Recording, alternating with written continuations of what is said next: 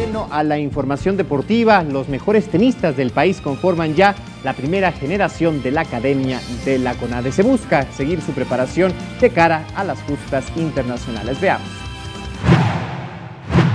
La Academia de Tenis CONADE iniciará actividades con la primera generación de jóvenes exponentes de esta disciplina, elegidos a través de las visorías realizadas en el país durante varios meses.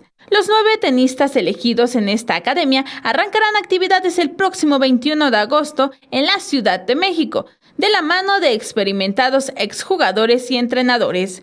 La intención es que, a mediano plazo, de este grupo salgan los mejores jugadores que representarán a nuestro país en justas nacionales e internacionales, como la Copa Davis, la Copa Federación, la Asociación de Tenistas Profesionales, ATP, y la Women's Tennis Association. La sede de la Academia de Tenis CONADE será el Centro Nacional de Desarrollo de Talentos Deportivos y Alto Rendimiento.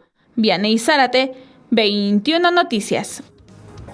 Y mire, así fue el triunfo de la selección nacional.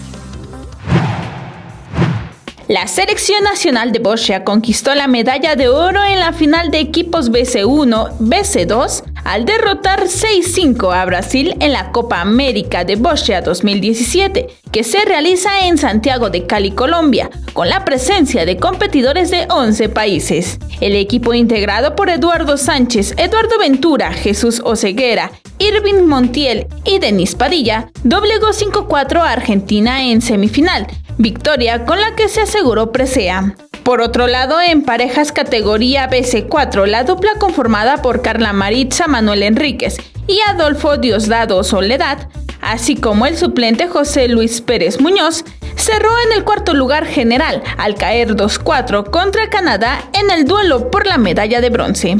Vianey Zárate, 21 Noticias.